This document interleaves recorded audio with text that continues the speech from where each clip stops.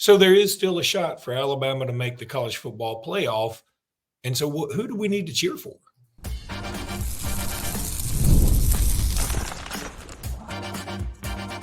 You are Locked On Bama, your daily podcast on the Alabama Crimson Tide. Part of the Locked On Podcast Network, your team every day.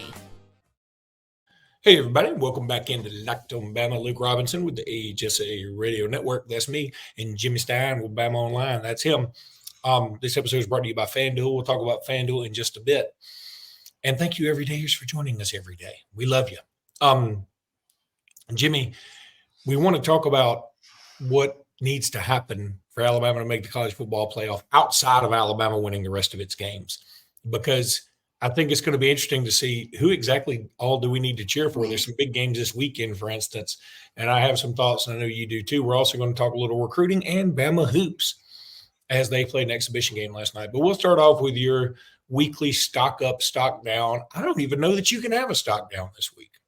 I really didn't name a player for stock down because A, I just didn't think it was right, and B, I couldn't really think of one that it wasn't nitpicky, and I just don't think it's fair to nitpick for stock down. So for stock down, I just chose a couple of obvious targets: SEC officials, which I've brought up several times, and stock down this year. I don't know that stock down is the right term. I put in the no, they're bankrupt. I mean, exactly. The company's closed. The stock can't get any further down than It's off the ticker.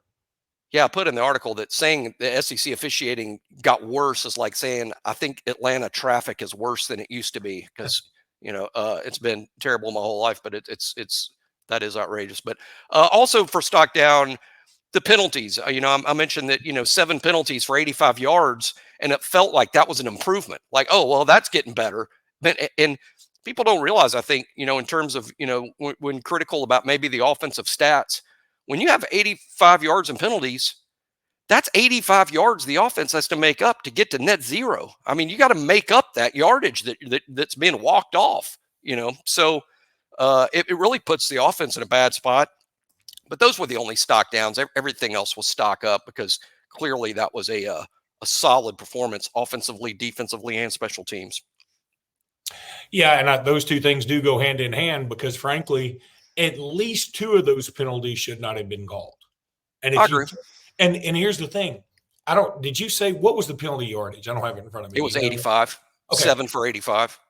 Okay. If you take off those 2, there's 30 yards of the penalty yardage. It's 30 yards, yeah. And then 5 for 55 doesn't really even sound like we can live with that. Oh, yeah, that doesn't sound like a thing. So it was bad calls. There were also things not called. I saw hands to the face on Alabama that should have been called, and it wasn't.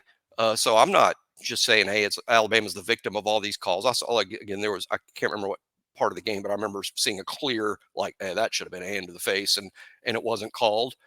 So, hey, the bad calls go both ways, but it sure feels like Alabama gets the short end of the stick. And there's been studies done that show that over the years, opponent penalties are very low, not only against Alabama, but most of the other elite programs. So there must be something psychological with officials who don't feel like they have to help Alabama or Ohio State or Georgia, Yeah, and, the thinking used to be that, hey, it's probably not a penalty on Alabama, Georgia, Ohio State, something like that, because they're so good. I think it's almost taken a complete 190, as my friend would say.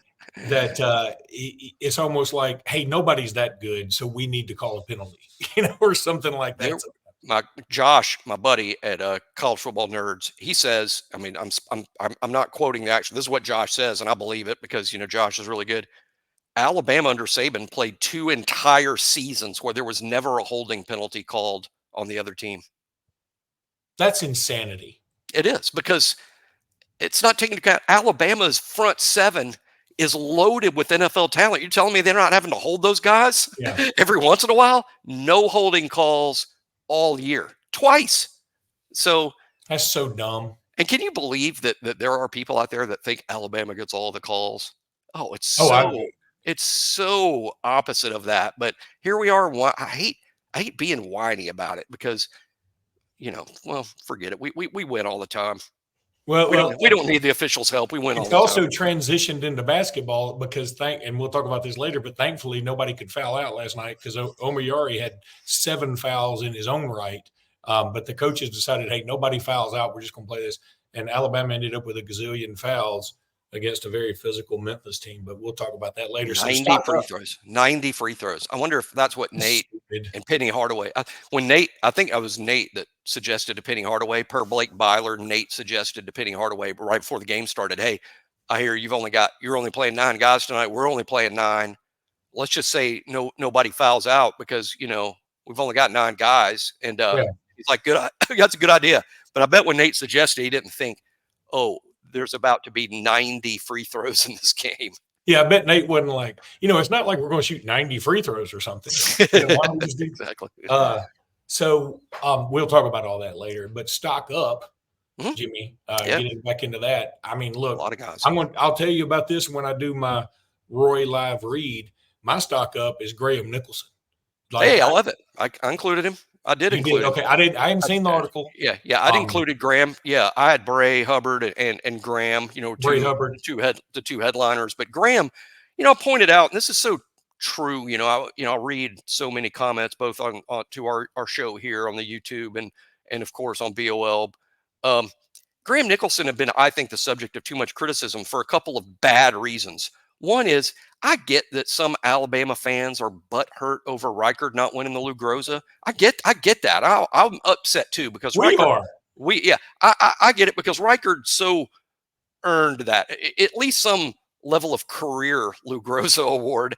And I feel like, not intentionally, but almost subliminally, some Alabama fans have sort of taken that out on Graham, who did win the award, and they kind of take it out on him, and that's not fair. Or I mean, it's not like Graham Nicholson lobbied for it or asked for it. I mean, the kid's just out there doing his job, and the award shows up in the mail. I mean, he didn't campaign for it or do anything negative to Will. Second, he's had 2 misses.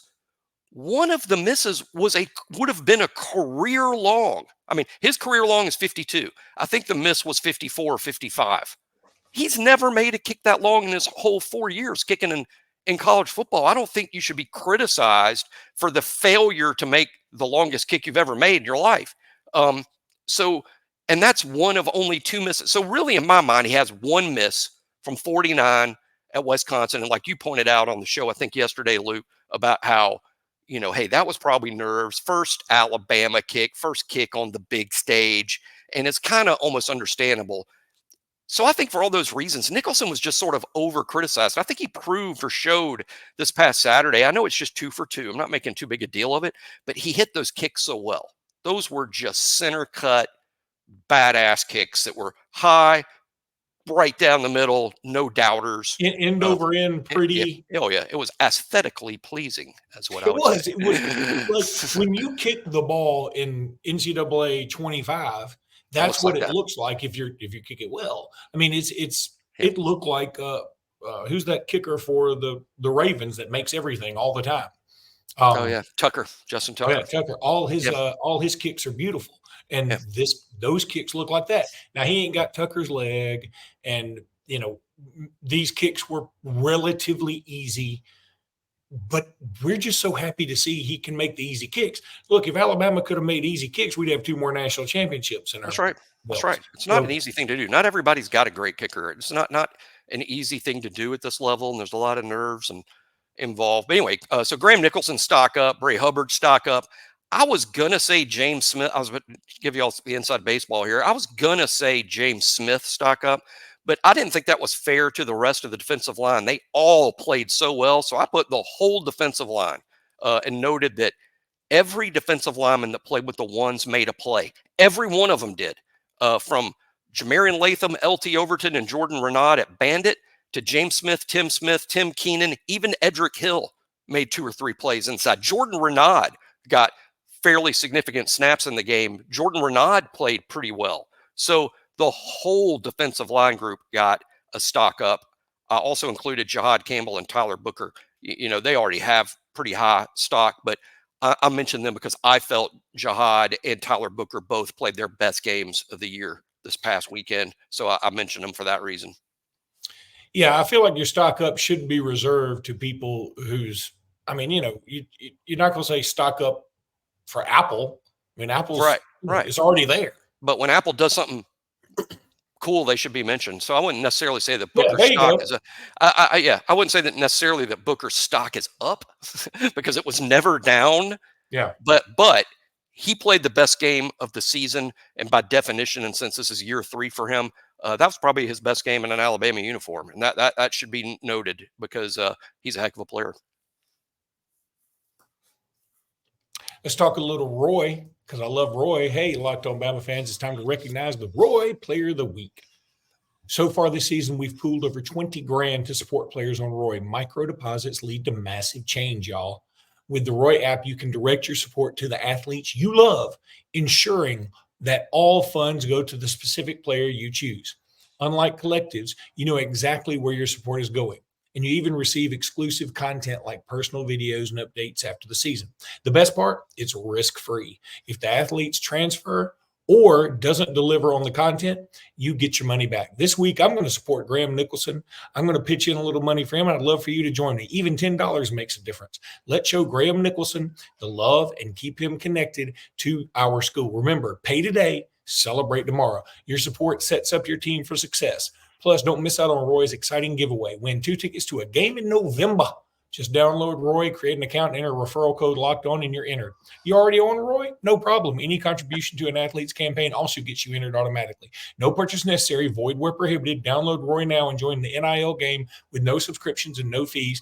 And be sure to check out Roy on Instagram, Facebook, and X at Roy_return on you for more info. I'm telling you, support the players and change the game for the Alabama Crimson Tide. Graham Nicholson's not transferring. Yeah, I mean, I don't think he can right now. I mean, transfer to the NFL, I guess. Yeah, he could transfer Or that. try. And then he won't need our money. Before the season started, here's one thing I was wrong about. Let's make fun of me for being wrong. Before the season, I said, I didn't predict this. I said, I hope, wouldn't it be cool if all 3 Alabama specialists got drafted? Neil Hibbett, Graham Nicholson, and James Burnip. Nicholson's not going to get drafted. I'm just being honest. Here I just went, hey, we've over-criticized him. I just mean from an NFL talent evaluation, he doesn't kick off, and he's apparently not good with the long kicks, and those things are just kind of mandatory in the NFL. It's why Reichard came back and played for that 5th or 6th year, whatever it was, because Reichard needed to work on his long-distance kicking. He needed to get better kicking off to make a roster. See, the NFL only has 53 roster spots. They can't carry 3 kickers or short guy or long guy or kickoff guy. They can't do that. They need ideally 1 guy that can do it all and save them some roster spots. So Reichard worked on what he needed to work on, and that's why he's having a spectacular rookie season. I don't think Nicholson will make it in the NFL, though. Please, Graham, prove me wrong. Please, I'll be your biggest fan if you prove me wrong. But I don't know that he's got the NFL leg. No, I'm with you on that. I would love to see him get there, though. All right, so let's talk a little bit about what we need to happen, for the playoffs. Okay, first of all, I'm not assuming Alabama is good. There's a difference between I'm saying let's assume and I'm assuming. I am not assuming Alabama wins the rest of its games. Frankly, I could see a scenario where Alabama goes 2-2 for sure. But let's tend like Alabama wins the rest of its games. Okay. Got so it. What else needs to happen? And I was thinking about this today, and I think we start with 11 o'clock this Saturday, Ohio State at Penn State. Yeah. And I think the best case scenario for Alabama is for Penn State to win that game. And here's why. If Penn State wins that game, Ohio State's not going to make the Big Ten championship. Okay. So they will have 2 losses to clearly the best 2 teams they've played. And even if they win out, their resume the best win they'll have is Indiana. Now, Indiana's undefeated. They're having a nice little Cinderella season, but they hadn't played anybody really either. They're fine, and they may make the playoffs. Kudos. I'm not denying that they're having a wonderful year, but they're still Indiana. And that would be Ohio State's best win. Mm-hmm. In that particular case, I can certainly see Ohio State being leapt by Alabama. because Alabama will clearly have had a better win. Yes, their loss will have been worse. Ohio State would have lost to the number 1 and number 3 teams on the road. That's nothing to be ashamed of, except those are the only 2 teams you played. Alabama's strength of schedule, Luke, is so good. Right now it's 5th, and they're about to go to LSU. So it's going to be higher than 5 the first time that the committee releases rankings. It'll be 1 through 4, because no doubt Alabama's going to move up in strength of schedule going to play a 6-2 team on the road. So the way I look at it is, right now Alabama's a 2-loss team. As far as the playoff committee, they should be the highest ranked 2-loss team. So what Alabama needs to hope for, I think, in terms of making the field and seeding, is having as many 2-loss teams possible. Yeah. Or more, 2 losses or more. So, because I think Alabama will be the highest seed of all the 2-loss teams. If Alabama loses 1 to LSU or Oklahoma, I think they would be the highest 3-loss team. And while that's very likely not going to land you in the playoff, as I noted on yesterday's show, Luke, 2 years in a row, a 3-loss team has finished 13th and 14th in the college football poll, just outside the top 12. If Alabama loses a game, Luke, that could easily be Alabama's spot. And then you're just hoping for a couple of crazy outcomes, maybe in that Alabama-Auburn weekend that somehow gets you in if you have that 3rd loss. But I think in terms of what I would root for if I'm an Alabama fan, first of all, win out and you're in. I 100% believe that. Win out, Alabama's in. Secondly, what I'm rooting for, and you brought up a good specific point about Penn State, Ohio State, but what I'm rooting for is just general chaos. And since Alabama has the 2 losses and could end up with a 3rd loss, I'm just sort of rooting for general chaos. If there's an underdog, I want the underdog to win. I want the underdog to win every college football game for the rest of the year, other than the Alabama games. And I think Alabama would be in a pretty good shape if that happens. And hey, there's been a lot of upsets, and we ain't even got to November. November's when there's even more upsets, Luke, because everyone's depth is so tested. I mean, everyone's got banged up and injured players now. No, that's absolutely correct. And I think that sort of goes without saying you root for chaos, but I know there's some people like, okay, well, who do I even pull for in this Ohio State Penn State game? See, here's the thing. If Ohio State wins that game, now they have a great win on the resume, and their only loss is to Oregon. And even if they lose again, that loss is probably to Oregon in the Big Ten championship game. So their 2 losses will be to the number 1 team. And I think people will be like, okay, that's still pretty doggone strong. So I'm very pro Penn State this weekend. The bad news is, I don't think Penn State's going to win. Now, from Penn State's perspective, I think as long as Penn State doesn't trip over themselves, they're in regardless, because they have nobody left on the schedule that should be able to give them a fit. They have nobody ranked left outside of Ohio State. Hopefully James Franklin's listening to our show. He should, and hopefully he's listening to this one, because I'm speaking directly to James Franklin here. Dude. He just texted me. Good. Dude, if you're ever going to beat Ohio State, it's now. I mean, if you don't beat them now, when are you? Are you ever going to beat Ohio State? If you got them at home, you're playing well. Drew Allar's been a good player. I know he's hurt, but he's supposed to play. Ohio State's not playing well. Their offensive line is really banged up. They only ran for 60 yards last week, and their 2 backs are Travion Henderson and Quinshawn Judkins, and they still only ran for 60 yards against Nebraska, who got run by Indiana. James, if you don't beat them this week, you ain't ever going to beat them. So I'd do it this week, pal, or it ain't going to get done. Or one day you will leave Penn State and they'll say, well, he never beat Ohio State. I like how you're on a first name basis with James Franklin, and you call Emmanuel Henderson E-Man. E-Man. I do. I've explained why I do this, and I don't intentionally do it, but it's a lawyer thing I learned doing divorce trials, that you're not going to trick a judge, but a subliminal thing is, I want the judge to like my client. So it's a trick that lawyers use. When my client's on the stand, it's Bob, it's James, it's Debbie, it's Carol. When the other person's on the stand, it's Mr. Walker, Mr. Robinson, Mrs. Smith. I always refer to the other party as a Mr. and Mrs. and my own client as, hey, it's Bob, it's Frank. So I've been calling my clients their first names forever, because I was in the habit of doing it in court. And I think that somehow bled over to football. I'm one of the guys that just uses first names all the time. I don't really intentionally do it. I think it's the legal training. Okay, so, good. I'm glad that There's the 3 Boy, minute explanation Alabama's no law one wanted to school hear. is top notch. Exactly. That's 3 years of call everybody their first name. Actually, I didn't get that from law school. I got it from a book, like how to win trials.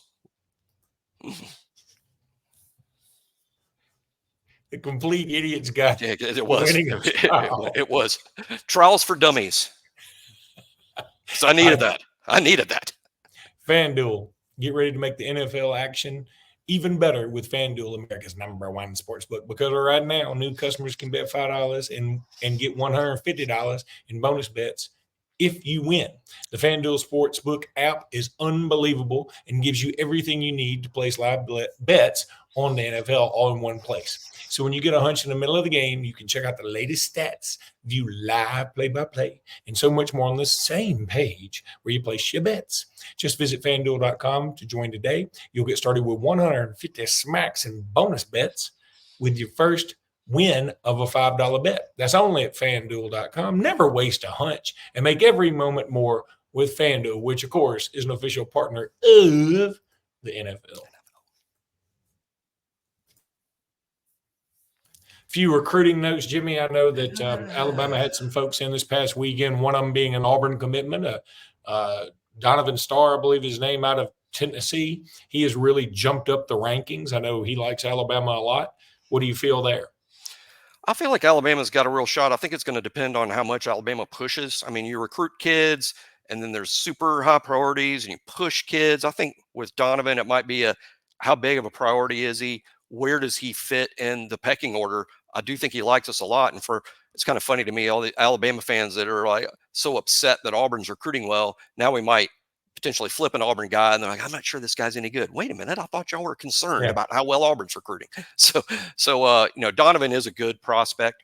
I think that's possible. The one I'm keeping my eye on in terms of a DB that could commit to Alabama fairly soon is the kid from Tupelo, Mason Dunn, currently an Ole Miss commit, I believe, that Alabama's working on flipping. I think Alabama really likes that guy. A big recruiting note that I think is awesome. One of my favorite kids committed in the class, I know Luke loves him too, is Lotzeir Brooks. He was invited to the All-American game, and that's enormous, because I can't speak to y'all enough. Lotzeir has been ranked too high by everybody other than On 3. On 3's been on the Lotzeir train. No one else is. But these national All-Star games, all the opinion makers, all the rankers, the guys that actually put together the rankings, they're all there in person watching them compete against clearly elite athletes. Nothing will help your rankings more than doing well, getting invited to and doing well in those practices in the game. So big for Lotzeir. He could end up making a big rankings jump, which is, it doesn't really mean everything, but I enjoy it because I like, it's what On 3 does better than anybody else, is rank these kids. I mean, that's the thing about recruiting, right? When the kids are recruited to your team, you kind of feel like they're your kids. I mean, until they don't pan out well, then they're like a distant cousin. But or until they flip, and then they're an ex-wife. But really, when they're committed to you, like, man, I'm so proud of little Lotzeir. I remember him growing up 6 months ago when I first heard his name. Tim made a great point. There were some muted critics of DeBoer and his staff when we got super interested in 3-star Keelan Russell.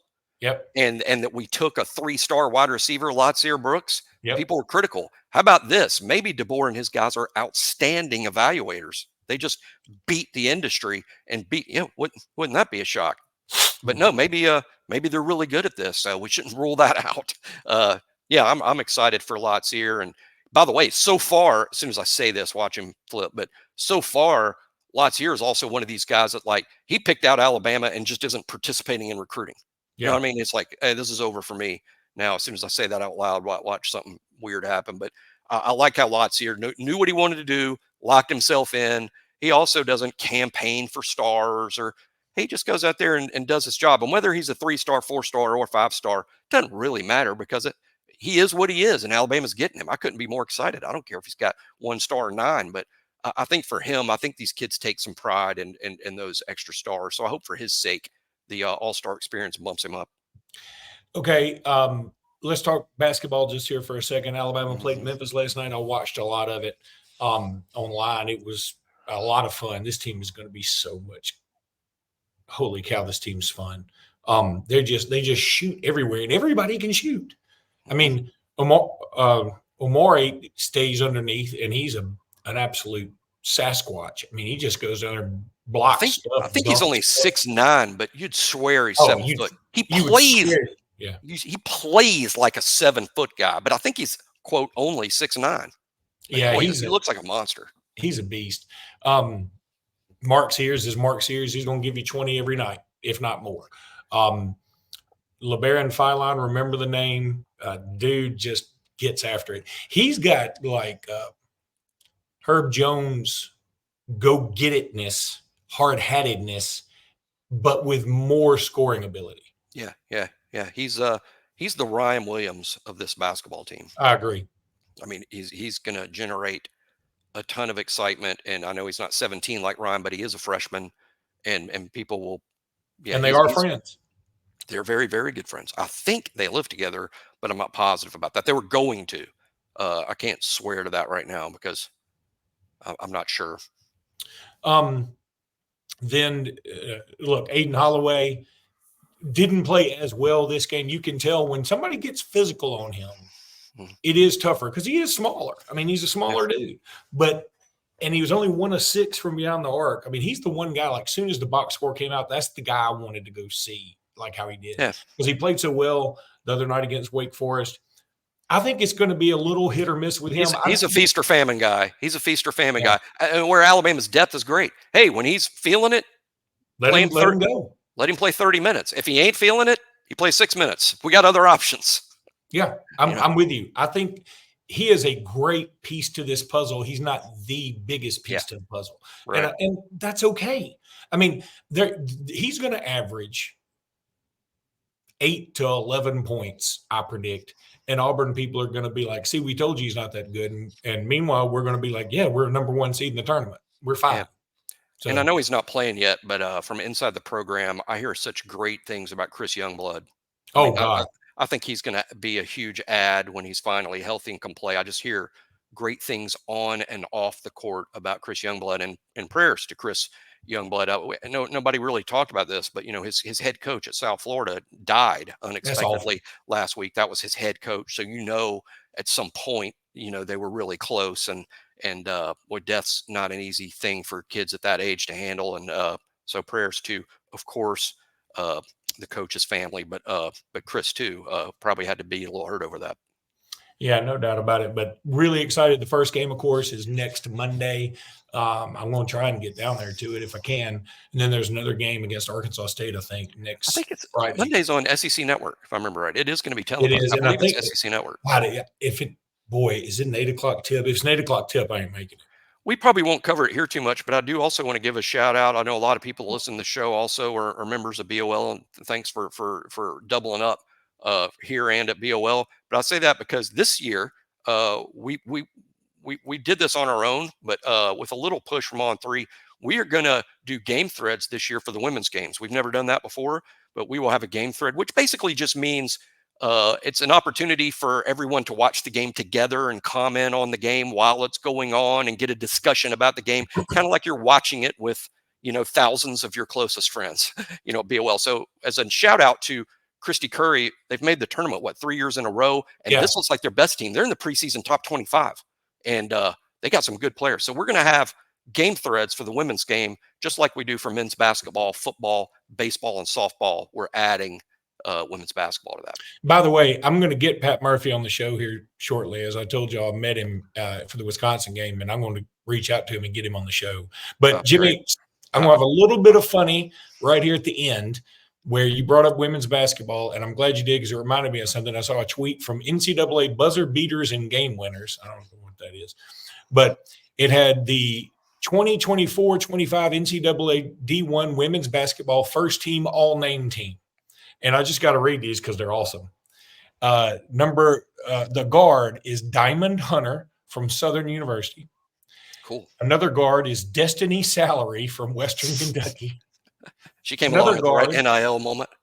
Another guard from Mississippi Valley State is Shadamon McKnight, another guard. And this, you have to say this last name very quickly because if you break it up into syllables, it's a problem. Her name is Thelma Barbich. And it is spelled It's great. the way it sounds, spelled the way it sounds. She's a guard at UTEP. Then the guard at LSU, last tier pad. Last and tier has a hyphen in it. And then for the center, from right here in good old Alabama A&M's own LaCambria Shakespeare. That's cool. That's the coolest name ever. That'd be a great title of a book. If I had thought about it, I would have named Sela LaCambria Shakespeare. I wish you had. I'm going to tell you something. We'd have her on the show all the time. If you follow me on Facebook or anything else, people don't forget Sela anyway. She is like, she's outgoing. She's outgoing. Very outgoing. But if I named her LaCambria Shakespeare Robinson, people would be like, we don't even need to know about the outgoing part. We'd have her on the show constantly. All right, that's going to do it for today's podcast. We'll be back tomorrow with more. Until then, roll tide, everybody. Roll tide.